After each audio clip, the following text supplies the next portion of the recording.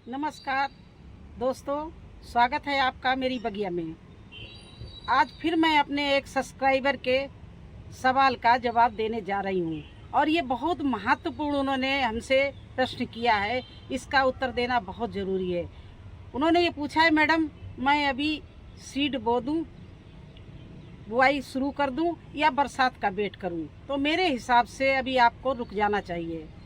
मेरा कहना उनसे यही है कि उनको रुक जाना चाहिए और आप सभी को रुक जाना चाहिए, क्योंकि इस समय सीड, पैसे, मेहनत सब बर्बाद कर रही, क्योंकि इतनी गर्म है कि हर पत्ता झुलसा जा रहा है। अगर धूप में है, हमारा इस साल ग्रीन सेट फट गया है, तो देखिए ये हमारी अरबी के पत्ते ये झुलस रहे हैं।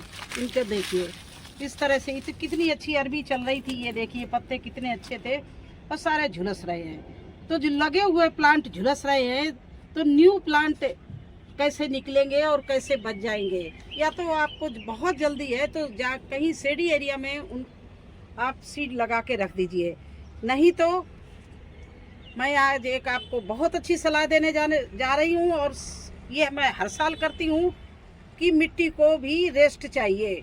एक फसल निकाली, फिर दूसरी लगा दी, फिर दूसरी निकाली, तीसरी लगा दी। ये हमारे पास गमले हैं, इनकी मिट्टी को रिचार्ज करना पड़ता है और रेस्ट पे भी छोड़ना पड़ता है। अब ये देखिए मैंने अपनी क्यारियों की मिट्टी, ये देखिए सब रेस्ट छोड़ दी, इसमें कुछ बोया नहीं। ये कद्दू उधर जल रहा था तो कद्दू इसमें डाल दिया, उसकी ये डाल दी और मिट्टी पूरी रेस्ट में छोड़ दी। क्योंकि रेस्ट में साल में एक बार मिट्टी को रेस्ट पे छोड़ना बहुत ज़रूरी है। समझ लीजिए जब तक बारिश नहीं हो रही है तब तक आप अपनी मिट्टी को रेस्ट पे छोड़ दीजिए, बना के तैयार करके रेस्ट पे छोड़ दीजिए। और एक बात ध्यान रखिए, अगर बोरी में नहीं भर रहे, क्यारियों में है, क्यारी की बोरियों जैसे गमले की मिट्टी होती है वो तो हम रिचार्ज करके बोरियों में भर के रख देते, गमले खाली कर लेते। लेकिन क्यारी की मिट्टी इतनी लंबी चौड़ी है, इसको हम किस तरह से उठा के बोरियों में भरेंगे? तो उसके लिए जो मिट्टी में सूक्ष्म जीवाणु होते हैं वो सब मर जाते हैं धूप में। तो उसके लिए भी आपको एक उपाय बताऊंगी। आप अपनी मिट्टी में इस तरह से करके और छोड़ दीजिए। वो कैसे बनता है वो भी बताऊंगी और पहले हम उसको डाल के दिखाऊंगी। मिट्टी को बिल्कुल ऐसे धूप में मत छोड़ देना, नहीं तो आपकी मिट्टी बिल्कुल निर्जीव हो जाएगी, वो उपजाऊ नहीं रहेगी। तो या तो बोरियों में भर के रख दीजिए, नहीं तो अगर आपको नहीं भर सकते हैं, ज़्यादा आपके पास मिट्टी है, तो ये इस तरह का घोल बनाकर और इसमें मिट्टी में डाल दो। कभी कभी तो मिट्टी गीली भी बनी रहेगी और इसमें काफ़ी जीवाणु पैदा होंगे और इसमें मिट्टी को सारे पौष्टिक तत्व मिलेंगे। तो ये मिट्टी और आपकी अच्छी उपजाऊ हो जाएगी। अब ये कैसे बनता है ये आपको हम बना के दिखाएंगे और इसमें क्या क्या पड़ता है वो भी बताऊंगी। अभी देखिए गमला बिल्कुल तैयार है, इसमें पत्ते, मिट्टी सब कुछ है। इसमें ये मिट्टी सूखे ना, इसलिए थोड़ा थोड़ा हम पानी भी डालते रहते और ये घोल बना के मैं इसमें और डाल दूंगी, जिससे ये मिट्टी बिल्कुल उपजाऊ बनी रहे, जीवित बने रहे। क्योंकि धूप में रखा है तो ये मिट्टी हमारी खराब ना होने पाए।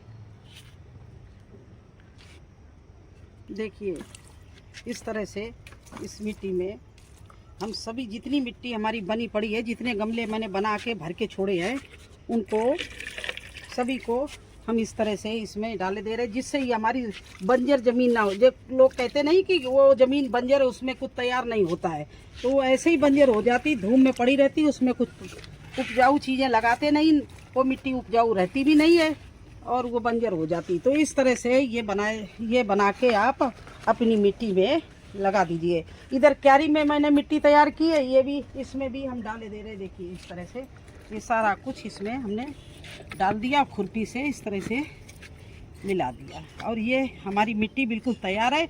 और इसको हम रेस्ट पर छोड़ रहे हैं, जब तक बारिश नहीं होगी मिट्टी रेस्ट पे रहेगी, इसमें आप कुछ नहीं बोना है। तो आइए ये कैसे बनता है ये भी आपको बता दें। अब ये देखिए ये कोयला है, लकड़ी का कोयला, लकड़ी जला के कोयला तैयार किया वो कोयला है। तो इस कोयले को हम इस पानी में पीस के भिगोएंगे, क्योंकि इसमें मिट्टी में हम फसल लेते लेते इसका कार्बन, सल्फर और नाइट्रोजन सब खत्म हो जाता है। तो इस कोयले को कूट के पानी में भिगोएंगे। तो इसको महीन महीन इस तरह से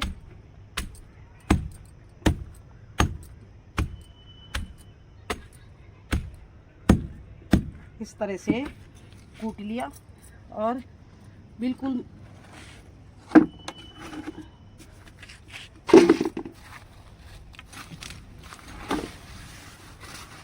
और इस पानी में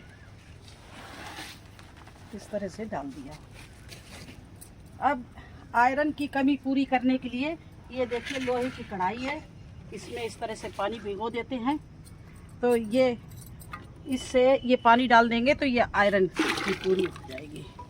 और इसमें ही ये गोबर की खाद है, छोटी छोटा कर लिया है। गोबर कंडा जो होता है उपला, ये देखिए गाय के गोबर का उपला है, उसको छोटा छोटा कर लिया। इसमें NPK होता है, ये भी इसी में डाल दिया और इसको डाल के 24 घंटे के लिए छोड़ देते हैं। ये देखिए इस तरह से इसको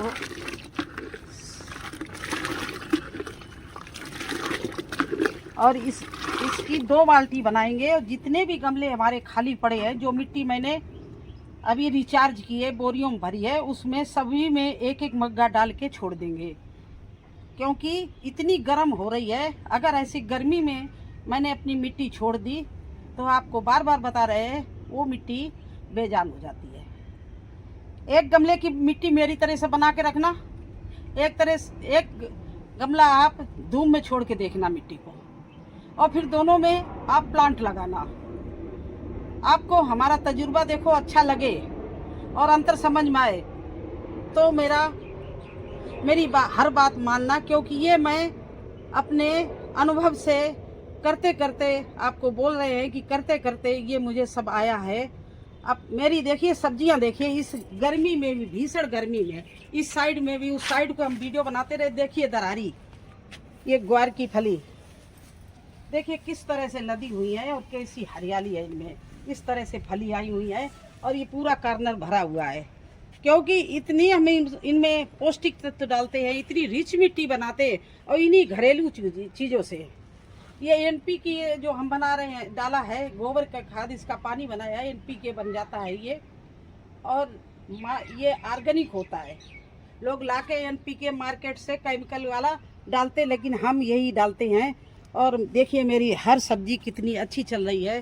तो आज मुझे यही बताना था, पूरा मतलब उनको समझाने के लिए कि आप कुछ दिन के लिए मिट्टी को भी रेस्ट दीजिए। हम लोग काम करते करते थक जाते हैं, तो क्या मिट्टी को ज़रूरत नहीं रेस्ट की? उसमें भी हर एक सीजन की पौधे हार्वेस्टिंग करते रहे, उसके पौधे निकाल दिए, दोबारा फिर उसमें सीड लगा दिया। नहीं, उनको भी गैप दीजिए, मिट्टी को थोड़ा सा पौष्टिक तत्व बने रहने दीजिए, उपजाऊ बनी रहने दीजिए। और उपजाऊ बनाने के लिए तरह तरह की चीज़ें, ये आप घरेलू चीज़ें बना बना के डालते रहिए और इससे देखिए आपकी मिट्टी कितनी उपजाऊ रहती है। तो आप अभी बिल्कुल नहीं बोना। आप मेरे हिसाब से जब तक पहली फुहार ना आए, जब तक पहली बारिश ना आए, तब तक आप शांति से अपना सब इंतजाम कर लीजिए। अब इतने दिन वेट किया है तो और वेट करिए 15-20 दिन, मुश्किल में 15 दिन लगेगा। ऐसे तो हम रोज न्यूज आती कि 4-5 दिन में अच्छी बारिश होगी। अब बारिश हो जाए आप लगा देना, लेकिन बारिश के पहले नहीं लगाना। हाँ, बहुत ही अभी शौक हो तो देखिए इस तरह से मक्का सह जाएगी। देखिए मक्का में ये बाली निकल रही, कितनी अच्छा मक्का चल रहा, भुट्टा चल रहा है। मक्का और भिंडी लगा सकते हैं बकाया। और सीड जो आप कह रहे हैं बैंगन के, टमाटर के, इनको आप वेट कर लीजिए। मेरे पास बहुत खड़ी है, हम नहीं उसको रिपोर्ट नहीं कर रहे हैं, वेट कर रहे हैं, काफ़ी बड़ी हो रही है कि बारिश होने दो। तो आज का यही वीडियो का मेरा उत्तर था कि आप लोग मिट्टी को रेस्ट में छोड़िए। हम तो 2 महीने 1.5 महीने भी छोड़ देते हैं, आप कुछ नहीं तो 20 दिन छोड़ दीजिए।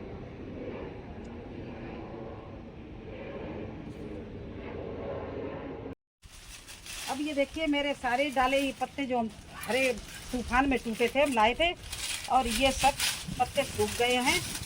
तो ये तो हमारे लिए सोना है, इसलिए बारिश के पहले मैं सभी इनको डालों से अलग करके बोरियों में भर लेंगे। तो एक गार्डनर को बहुत ही में अच्छी फसल लेने के लिए बहुत मेहनत करनी पड़ती, बहुत तैयारी करनी पड़ती है। अब ये सब पत्ते अलग करके, लकड़ी अलग करके रखना है मुझे, नहीं तो अगर यहाँ पड़ा रहा तो बारिश में ये सब नालियाँ बंद कर देंगे और हमारे पत्ते भी बर्बाद हो जाएंगे। तो जब मैं न्यूज़ आज सुनी है कि 4-5 दिन में मानसून आने वाला, तो मैंने सोचा चलो आपको ये भी बता दें, उत्तर भी दे दें कि बस रुक जाइए, थोड़े दिन वेट कर लीजिए, और मुझे ये भी काम करना था। तो इस तरह से आप लोग भी जहाँ भी मिले, क्योंकि आपके गमले इस तरह से भरेंगे, अगर पत्ते नहीं होंगे तो आप मिट्टी से गमले भरते रहेंगे और वजन छत पर बढ़ाते रहेंगे। और हम देखिए पत्तों से भरते हैं, देखिए ये इसमें कोई वजन नहीं, ऐसे उठा के कहीं भी आप रख लो। तो ये इसलिए आप हमारे हिसाब से काम करते रहिए, और आपको देखिए आपको फिर इतनी हार्वेस्टिंग मिलेगी, आप सोचेंगे कि हाँ मैं पहले गलती करता था। और कुछ लोग जानते भी हैं, हमने भी दूसरों से सीखा है या गलती करके सीखा है। ऐसा नहीं कि हम बिल्कुल मास्टर हूँ, मैंने ये इसके बुक्स पढ़ी हैं या क्लासेस अटेंड किया है, कुछ नहीं किया है, बस बुक्स पढ़ी हैं तो और सब्जेक्टों को पढ़िए। ऐसे तो मैंने बहुत पढ़ाया भी और पढ़ी भी, लेकिन ये खेती बाड़ी तो मैंने कर कर के सीखी है। तो बस यही आज बताना था। धन्यवाद।